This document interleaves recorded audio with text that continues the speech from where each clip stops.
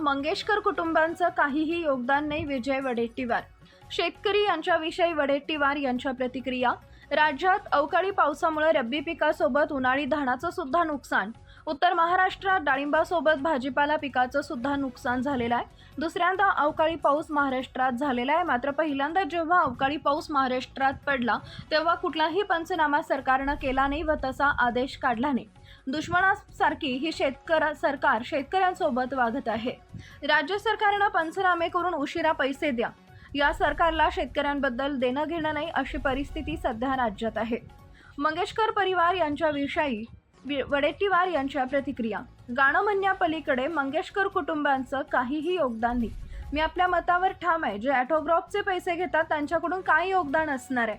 गाणं म्हणणं म्हणजे योगदान नाही. मी आपल्या 25-30 वर्षाच्या कार्यकाळात कुठलंही योगदान मंगेशकर कुटुंबाचं बघितलेलं नाही. विशाल पाटील यांच्याविषयी प्रतिक्रिया. मंत्रिपदावरून ते गमतीनं बोलले. त्यांच्याशी माझं बोलणं झालेलं आहे. ते उपरोधक बोलले. सुधीर मुनगंटीवार यांच्याविषयी प्रतिक्रिया. आजकालचे आमदार सुद्धा हिरोसारखे वागायला लागले. नवीन तरुण पिढी ही सुद्धा हिरोच आहे. ती दिसणारी नको तर त्यांच्या कामातून कृतीतून लोकांच्या सेवेसाठी हिरोगिरी असावी. त्यांच्या डोक्यातली हिरोईन कोण हे मला माहित नाही. काही पाऊस पडतोय गेल्या 2-3 दिवसामध्ये.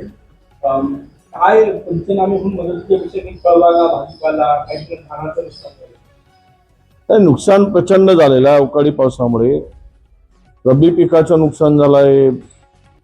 उन्हाळी धान प्रचंड नुकसान झालंय. तिकडे उत्तर महाराष्ट्रामध्ये डाळिंबाचं नुकसान झालंय, भाजीपाल्याचं नुकसान झालंय. हे प्रचंड नुकसान होऊन आता हे दुसऱ्यांदा अवकाळी पाऊस आलेला आहे.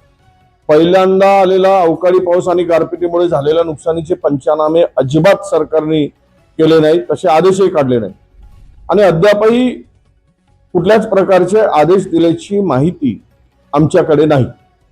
म्हणजे सरकारला शेतकऱ्यांच्या संदर्भात सरकारची भूमिका काय आहे? असं दृष्ट सरकार का दुष्टपणे शेतकऱ्याशी का वागतोय सरकार? या सरकारचे शेतकरी दुश्मन असल्यासारखे का वागतायत? आणि तुम्ही पंचनामे करा. तुमची तिजोरीत खळखळाट असेल, उशिरा पैसे द्या, पण पंचनामे तरी करा. किती नुकसान झालेलं आहे. शेतकरी बांधावर जाऊन रडतोय. त्याच्यामध्ये त्याला चिंता लागली की माझं आता हातात आलेलं पीक सगळं चाललेलं आहे आणि सरकार साधे पंचनामे करायला सुद्धा तयार नाही. या सरकारला शेतकऱ्याप्रती काही देणं घेणंच नाही अशी परिस्थिती आता राज्यामध्ये आहे. मंगेशकर कुटुंबाचं योगदान जगाला माहीत आहे. तुम्ही काय बोलतो याकडे लक्ष देण्याची गरज नाही. तुम्हाला नाही योगदान काही नाही त्यांचा. पुन्हा मी माझ्या गोष्टीवर ठाम आहे. काही योगदान नाही. गाणं म्हणण्यापलीकडे काही योगदान नाही. ज्यांनी ऑटोग्राफचे पैसे घ्यावे सहीसाठी त्यांच्याकडून काय योगदानांची हे करायचे?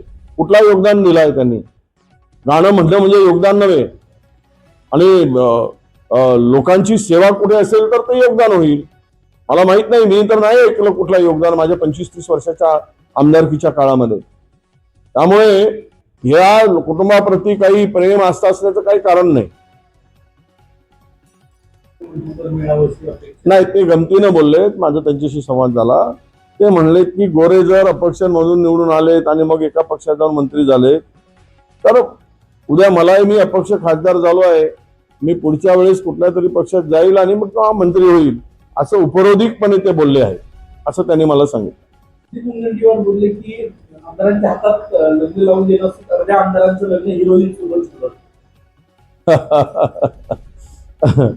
आता आमदार जर आजकालचे आमदार हिरो सारखेच वागायला लागले हेही तेवढंच खरं आहे. काय आणि नवीन तरुण पिढी ही हिरोच आहे आता.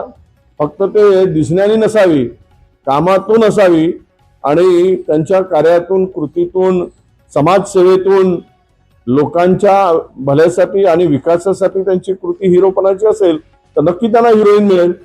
त्यांच्या डोक्यातली हिरोईन कोणती आहे मला माहित नाही.